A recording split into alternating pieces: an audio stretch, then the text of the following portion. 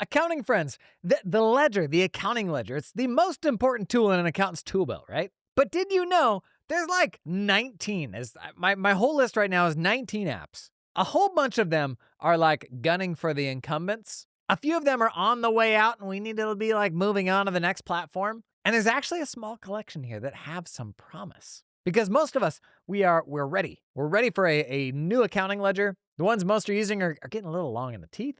So I'm going to cruise through all 19 today, put them in a few different buckets of things where it's like, you're probably okay touching them. Here's the ones to keep an eye on. But then in my accounting firm, like, here are the only ones that I would actually invest in.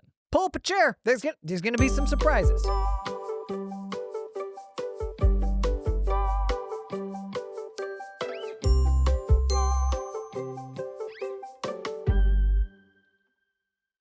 Welcome in. If this is your first time here, we talk about running accounting firms, basically. I last ran a 40-person firm, and I went fully from actually being totally unopinionated on what ledgers my clients used to being very opinionated. And isn't it funny that whether you're serving a bunch of clients, whether you're even like an accountant in private, isn't it funny that you're often not consulted on what ledger platform a company picks? Like, shouldn't that be, I don't know, shouldn't you be part of the feedback loop there? As accounting firms, it's definitely something that we could stand to be more opinionated on. Because, say you do tax, client brings you those books and you do once a year cleanup and it's on like a wave or something like that. And you're like, I don't know the first gosh darn thing about this platform. I don't know how to even reconcile the bank account. And this is going to cost the client some money because it's taking me a ton of time. You're absolutely within your rights to be opinionated on this stuff. In fact, it's the sort of thing that's as simple as like you being vocal about what the right thing is. And 90% of the time, the client will be like, okay, cool. I'll just go with whatever you told me. The only reason I did something different was because I didn't know what you would recommend. So 19 apps in total. I've got them bucketed into 5 different buckets. First bucket, the champs. Second bucket, the old farts. Third bucket, the if you absolutely have tos. Fourth bucket, apps for which there's almost certainly a better alternative for every single one. But then the last bucket, the contenders. Let's just start with the champs. So who are the winners? The only 2 ledger platforms I would be building my accounting firm on right now today are QuickBooks Online and Xero. And the reasons why, there's one that's kind of surprising. It may not be what you think, but then as I go through the other ledger platforms, like one by one, we'll walk through why those ones aren't the answer today, or at least aren't yet. But the kind of surprise reason why today those are the only 2 platforms that I would lean into is in the last 24 months, we've got like a new category of month-end close automation tech. These are other apps that integrate with a select number of accounting ledgers that have become just an incredibly crucial part of an accounting firm's tech stack if you're trying to get like a large volume of month-end closes done efficiently. And the tools within this month-end close automation category, they are Keeper. Keeper is the leader here. Expert, XBERT, and Zenit. Those are the 3 big ones. You've got some other ones called Numeric. That's more like an internal finance team tool for getting month-end closes done. And then TrueWind, who's doing a lot of marketing right now, but doesn't have like an actual product you can really work with yet. So the 3 main month-end close automation platforms to look out for: Keeper, Expert, and Zenit. And these platforms have gotten so compelling and they make such a difference to how efficiently you can get month-end closes done that I will no longer consider a ledger that doesn't work with these platforms. So like it's about the ledger platform, but it's also not about the ledger platform. It's about the other tools that I use that connect to my ledger. Because this done right, like what this actually looks like using Keeper, for example, is you get the bank recs done inside of the accounting ledger, but the entire rest of the month-end close happens in the month-end close tool, not in the ledger itself. So requesting stuff from clients, like quality assurance, identifying transactions that may have been coded wrong, pulling in receipts to transactions, reviewing the balance sheet and the profit and loss. All of that for most firms now happens outside of the accounting ledger. And if this like sounds surprising to you, go check out the demos we've done of Keeper on my YouTube channel. That'll give you like a 5 or 10 minute overview of like how those apps work and why they've so quickly become an essential part of the tech stack of bookkeeping firms inside my private community. I've got 500 accounting firms in there, like some of the most progressive firms in the world. 80% of the bookkeeping firms in that community are now using Keeper. That is, these folks are totally dependent upon Keeper, which right now only integrates with QuickBooks Online and Xero. So for me, that eliminates all the other ledgers from contention. Now, not to say more platforms won't be supported by these month-end close automation tools. Almost certainly they will expand to other platforms, but right now, that's a non-starter for me. So the champs, Xero, QuickBooks Online. But let's talk about the other solutions. First, let's talk about the old farts. I got 3 in the old farts camp, and there's still a lot of people using the old farts. I think we just broke a record for how many times we've said that word in a podcast episode. But these 3 platforms, if you're still on them, I think we kind of know that we need to move on. Maybe we're still grieving the loss of them.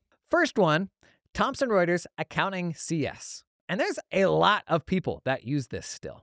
And one of the reasons is folks are still having trouble paying the ransom of monthly subscription fees for cloud accounting ledgers.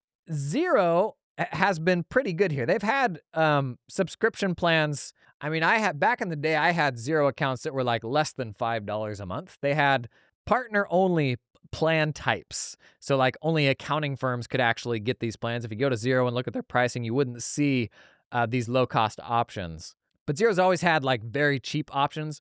QuickBooks introduced, what do they call it? Ledger or something like that. It's basically like, I think it was $6 a month or less than $10 a month. A very low cost, sort of bare bones version of the QuickBooks Online experience. This has made it, I think, newly more compelling for those folks who are still using desktop platforms and unwilling to put clients onto cloud platforms that come with a monthly subscription. Accounting CS, there's just infinitely better options.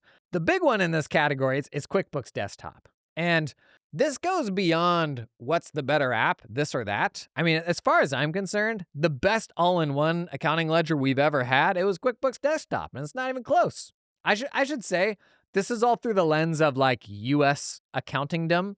Accounting ledgers usually have some version of local compliance built in. And it's why when you go to Australia, you see a ledger platform like MYOB, and that doesn't live anywhere else because it has a bunch of built-in sort of compliance stuff that's only relevant in those regions. Similarly, that's why you see QuickBooks being so big in the US. It has always had, like support for US payroll stuff, 1099 filing, stuff like that. And so QuickBooks Desktop, like for a US accounting platform, it never got any better than QuickBooks Desktop. Yes, there were issues like the bank feeds they were kind of sort of bank feeds. You don't have the third-party integrations, a lot of the niceties of cloud accounting now. But if you can only roll one app, buddy, I'm taking QBD into battle every single time. Now, not even Intuit wants you to use QuickBooks Desktop. You can still get Desktop Enterprise, but they've shut down support for QuickBooks Desktop. You can't use it to process payroll and all that stuff. So clock's ticking there. And honestly, we probably should have made that move already because all the investment for the last, 7+ years has been going into other platforms. And anytime you make a tech decision in your firm, you are kind of betting on a horse. And I don't want to bet on a horse that the owner of the horse doesn't even believe in. And right now, that's QuickBooks Desktop. Hey, this episode is sponsored in part by Canopy, one of my top recommended practice management systems, because Canopy, it does a lot, man. And it doesn't just do it. It doesn't just try really hard. It does it nicely. Like it looks like a well-built product, thoughtfully designed, because man, cloud practice management systems, there was a window there like 5 to 7 years where it wasn't that. And Canopy was like one of the only companies to come out of that generation of practice management tools with something that was like really modern, super slick, and like somehow has threaded the needle of being actually one of only 2 practice management systems I recommend for firms 50 employees and above, but it's still actually one of the very best ones for itty-bitty firms too. And to somehow do both of those things in a product is like exceptionally hard, but they've somehow stuck the landing on that. Canopy, if you're out and about at conferences this year, you're gonna see Canopy there. And that matters a lot to me because if they're rocking up at conferences, they're having a lot of conversations with accountants. They understand your needs like to a level of depth that a lot of folks don't make that same investment into like spending time with accountants. We've done some demos of Canopy on my YouTube channel. If you want to take a peek at what they look like, you could be impressed. But to learn more about Canopy, check out the link down in the show notes. Today's episode is sponsored in part by TeamUp, who helps you hire talented accountants directly in the Philippines. You ever wondered how much it would cost to hire a senior accountant? That is, what do you pay a senior accountant in the Philippines on an ongoing basis? Senior accountant, just so we're on the same page, somebody who can manage the entire end-to-end accounting process, post all the closing entries. In fact, here's the profile of a senior accountant TeamUp recently placed into a firm. They had a bachelor's in accounting, were a certified public accountant, which is a Philippines certification, Bill.com, and QuickBooks certified. 6.5 years experience in accounting, over 5 years experience with U.S. firms, experience managing, training, and reviewing the work of junior team members. Doesn't that sound nice? Proficient with QuickBooks, Xero, Bill.com, Rippling, Gusto, Expensify. Salary, $2,000 a month. The normal range for a senior accountant in the Philippines, between $1,700 and $2,200 USD per month. Buddy, accounting, it's a global language. It really is. Doesn't matter if you got butts in the seats in the land of the free or in somebody else's land. Accounting's accounting. To learn more, actually you could swipe TeamUp's whole salary guide that they just made. It's really good. I'll link that down in the show notes.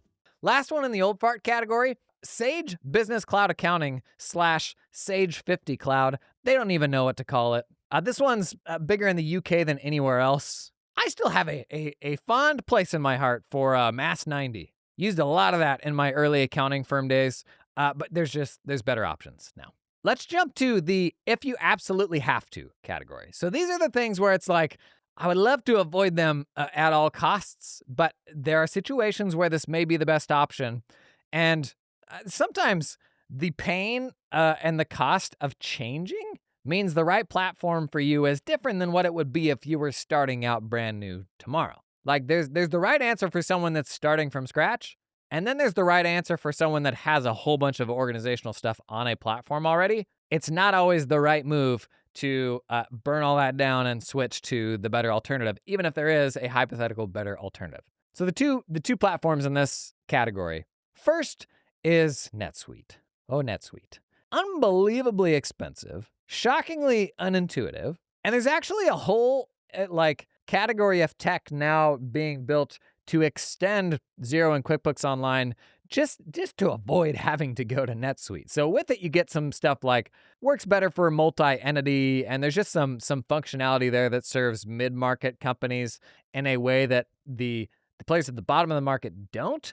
But things as basic as like bank fees, like just such 101 features are like new things for most of these mid-market platforms. I count on them being 5 to 7 years behind what you get from a QuickBooks or a Xero. And this is one of those situations where more people think you need to go to NetSuite than actually do. And QuickBooks Online and Xero, they're actually both moving up market also. Intuit now has its sort of enterprise version of QuickBooks Online. And so they're trying to capture this as well. There's almost no situation where I'd recommend going to NetSuite. If you're already on NetSuite, that's a different can of worms. We're changing off of it. I also don't know that I recommend that. Just know, and if you're an accountant, here's a good analogy, is a client comes to you and says, I just talked to somebody and they said I need to get an audit. Need to have my company's books audited. And what do you immediately do? You say, put me in touch with that person and let me figure out what it is they actually need that is not an audit. We need to do the same sort of thing anytime somebody comes to us and says, I think we need to go to NetSuite. You say, point me to whatever watering hole you've been hanging out in, who's telling you this, and I will get to the bottom of it on your behalf and save you just a whole pile of money and headache. So, are there very select situations where it's necessary? Yes, like there are, but it is 5% of the scenarios where most people say it's necessary. The other app in the if you absolutely have to's, QuickBooks Enterprise, man, QBDE. I'll allow it, okay? Does it come with the cloud integrations that I want and all that? No. But, man, you got some pretty good-sized companies that are still running on QuickBooks Enterprise. And you got to think real hard about all the scaffolding you got to build to get a company off of that. And is that a job that I'm going to jump at doing unless there's a very, very obvious pain point and a clear solution to it? Because QuickBooks Enterprise, it comes with some pretty cool stuff. And don't get me wrong, there are better alternatives for all the little individual things that it does. You just got to make sure that you got that scaffolding really sorted out before you go through the work of taking somebody off that platform. I would never put someone new onto either of these platforms, virtually never with NetSuite. But they're platforms where if that's where you already set up camp, they're not as bad as some others, but it's not going to be fun to change. All right, let me give you the 7 tools for which there's a clear, better alternative, and then we'll wrap with the 4 contenders. The 7 tools for which there's a better alternative. Number 1, FreshBooks. FreshBooks, and they've been doing a ton of marketing to accounting firms over the last couple of years. They even had like sort of a council of, sort of industry leaders who were giving them feedback on the platform, and they've definitely made investments in the platform and in a very basic sort of partner version of the platform that's basically like a client quick switcher. And they're doing like the partner program, kind of the bronze, silver, gold sort of thing, what you see from most apps that are doing an accounting firm program now. But FreshBooks, like, let's be real, FreshBooks has been around for quite a long time. And the platform, it's just simply not as good as Xero or QuickBooks Online, not as fully featured. And it doesn't come with the ecosystem that both of those tools come with. So how is FreshBooks going to overcome that disadvantage? When you look at some of the upstart, like new companies that are doing stuff in a very different, more AI-driven way, you can maybe see it. Like, you have to approach the general ledger in a fundamentally better and more powerful way, like a step change improvement courtesy of AI or something else in order to overcome the ecosystem advantage that QuickBooks Online and Xero has. FreshBooks, they're not the squeaky fresh new company. Like, they've been around a long time. And so not only would they need to somehow outdo QBO and Xero and the network advantage, they would need to outdo the big brain new sort of startups in the space, which just seems absolutely extremely unlikely. It's actually really cool people behind FreshBooks. I don't feel good saying that.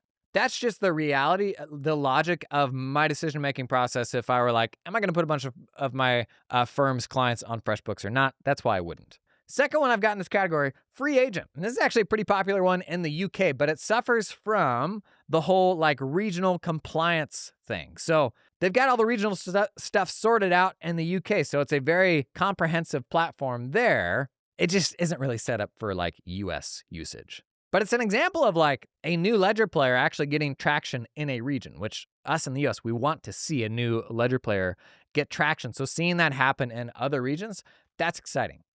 Odoo accounting. A lot of people are big time Odoo nerds. Odoo's kind of like Zoho, where it's 100 different apps in one app. And there's better alternatives to Odoo. If you're trying to run absolutely everything on the Odoo platform, sure, maybe that makes sense then to use Odoo accounting. Otherwise, there's way better alternatives. I can say the same thing about Zoho Books. Zoho has an entire accounting platform. Same thing here. There are better alternatives that have a greater ecosystem, but if you want to run the whole shebang on Zoho, sure, roll Zoho Books. It's actually an interesting niche opportunity for an accounting firm is to work with businesses that are all running on, say, Odoo or Zoho. For you to then run that stuff yourself and know it really well, that's a cool way to make your accounting firm stand out. But if you're just looking at all the ledger options, there's just better options here. Patriot Accounting, same thing. There's better alternatives that come with a better ecosystem. Intact, NetSuite's just better than Intact. So why would you end up on Intact? Suffers from a lot of the same things as NetSuite, but if I got to go to a crappy upmarket solution, it isn't the good one. So that's just kind of one more argument against it. Last one, Wave. So Wave is more like a consumer accounting app, and Wave was rough in the beginning. It wasn't even a full, proper double entry accounting ledger. But gang, Wave these days, it kind of slaps. It's pretty good. I've been in an account and kicked around and it's actually pretty darn solid. It's definitely more modern than Xero and QBO. It doesn't come with the power user tools that we want as accountants, and it doesn't have the ecosystem. So I can't actually do a whole bunch of month-end closes profitably in there. As a tool for consumers, it's pretty good, possibly the best. It's very good. This episode is sponsored in part by Client Hub. Client Hub, who turns your firm's busy seasons into wow seasons. Because those seasons, they're an opportunity to wow the ever-loving off of your clients. Wait just 1 minute, Scooter. You can't say that in an ad read. I'm sorry, Kay. I get excited.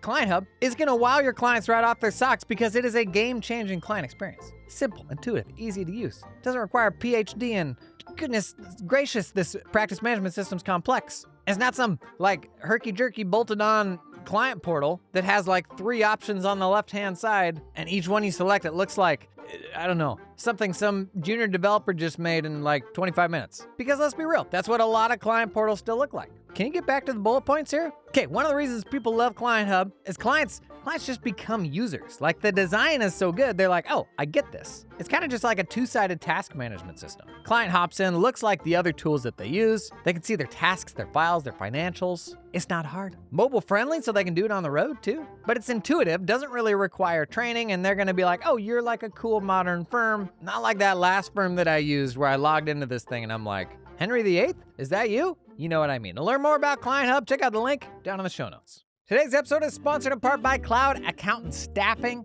Their backstory, they were actually an accounting firm that started hiring accountants in the Philippines. They just started doing it for some of their friends. And now they will do it for you, friend. They help you hire talented accountants in the Philippines because they've got recruiters on the ground there, pulling from what is actually an increasingly powerful finance workforce in the Philippines. All of the big 4 offices have like huge offices over there. Any type of talent you can hire in the US, you can hire in the Philippines as well. But when you start out, you're gonna have all these ignorant questions and the stuff you're even afraid to ask, like, how do I even get them a computer to work on? Do they work on their own and VPN into mine? Do I send them a computer? What about like power outages, internet outages, like team building? How does any of that stuff work? I can tell you the mistake that I made is I got stuck on those things for like 2 or 3 years and tried to think through all these solutions. How am I gonna do my disclosures and all that? Gang, that's like half of the value of these services is they've walked so many accounting firms through this. Stop trying to guess what the right way is to do it. Let them tell you what has actually worked and not worked for other firms. They will hold your hand through it, like it's the reason that these services exist. So if you're considering it, like, just hop on a call with them to learn. You got nothing to lose. At the very least, you'll come away with like some new ideas and thoughts on how this stuff actually works. Highly recommend having a chat with them. To learn more about Cloud Accountant Staffing, check out the link down in the show notes. All right, last category here, and this is the most interesting one, the contenders. Because we all want somebody to topple QBO and Xero, right? But at the same time, we don't want somebody to like rip the third-party tools that we love out of our hands. Like, oftentimes it's the same person saying that they're ready to use something different, a different accounting ledger, but they've got 20 other apps that they absolutely love that only integrate with QuickBooks and Xero. And so that's what's up against these platforms right now is they don't have the ecosystem.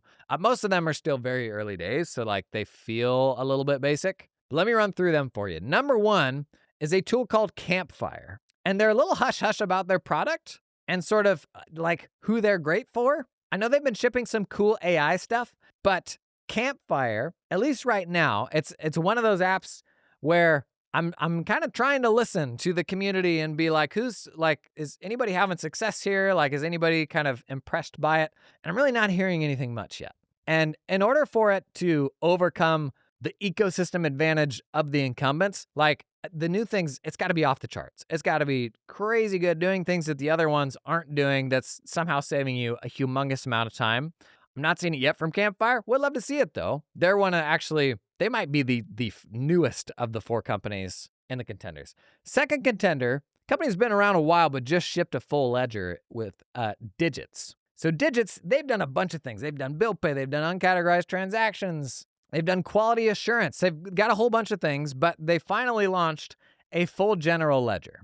And the thing they kind of hang their hat on is, and I believe them when they say this, they can do more automated classification than anybody else. And so they're doing like, just from a bank feed, they're doing classification straight out of the box more accurately than anybody else does. But the problem is, I think most AI companies in the accounting space think that accountants spend all their time classifying transactions. We just don't. Like, of all the time that goes into the month-end close, a very, very small percentage of time is allocated to classifying transactions. And people who do spend a lot of time classifying transactions aren't using bank rules effectively. Like, those are the people that you come in and you try to support because it shouldn't take a lot of time to classify transactions. You're really just coming in and handling the exceptions, and you're knocking those things off one by one. And many of those things are tricky. Like, they require context. Like, In the US, there's 10 different ways that a Starbucks purchase could be classified, or an Amazon purchase could be a million different things. And no app can get the right answer to that just out of the bank feed. And so the solution there is like, does it have a copy of the receipt? And can it accurately look at the item detail and put that in the right bucket? And Digits does this as well. Like you can provide receipts and it will pull that context and all that.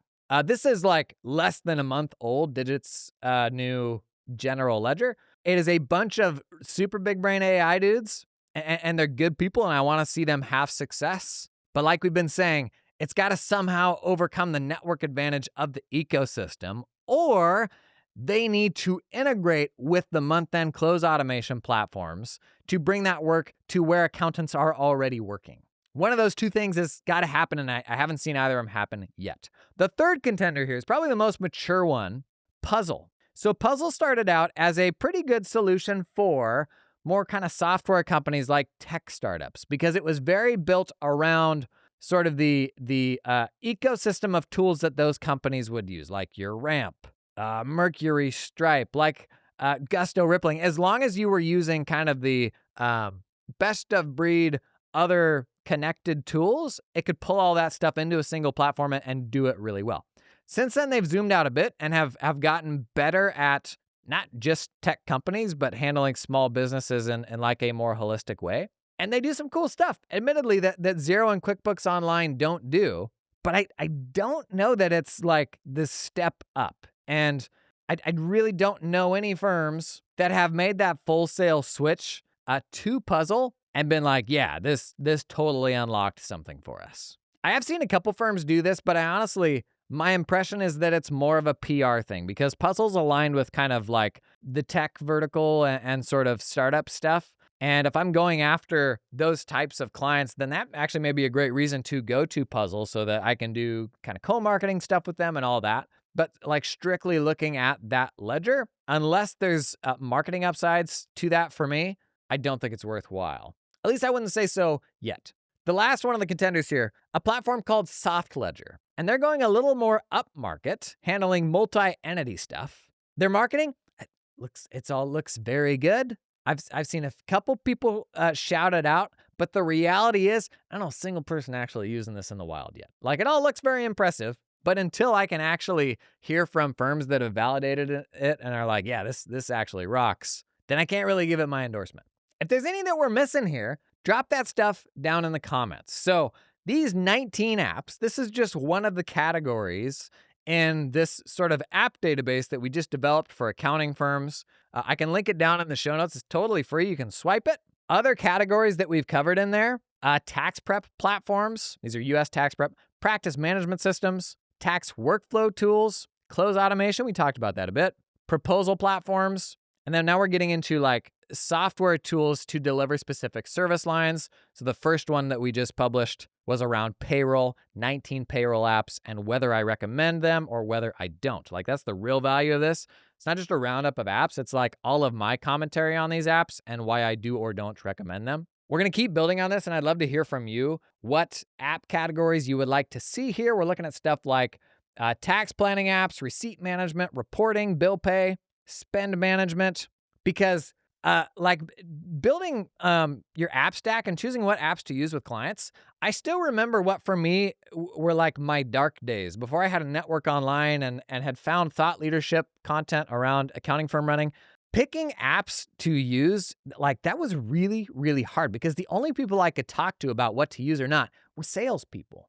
And salespeople obviously are incentivized to sell me these apps, whether they are good for my firm or not. Now, these days, I honestly am in such a fortunate position where I know so many accounting firms and I have these conversations every single week. I'm literally getting on a coaching call with 30 firms right after I record this. And I hear the real stuff and I ask, I'm like, what's working? What's not working? Why is this person saying that this works, but this other person is saying it doesn't work? Trying to find the nuance in there for different types of firms. And because I know how hard it is to not have all that context, we're trying to pack as much of that as possible into here to simply give away and to reward the companies that are building the best stuff for accounting firms. Because ultimately, so much of being able to run an accounting firm profitably boils down to how good is our tech stack and how well do the teams behind these tools understand what I do. We've seen so many platforms come and go that were built by people that just fundamentally don't understand how accounting works, but also how accounting firms actually run and make money either.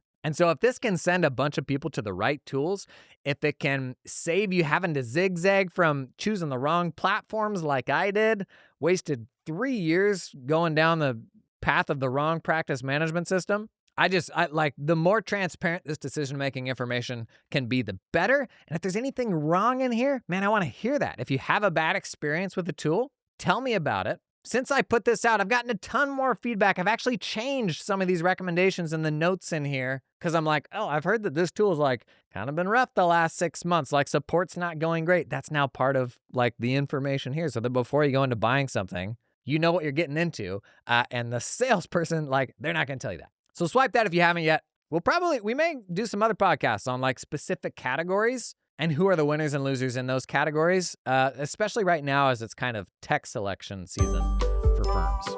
Gang, that's all I got today. Thanks for being here, and I'll see you in the next one.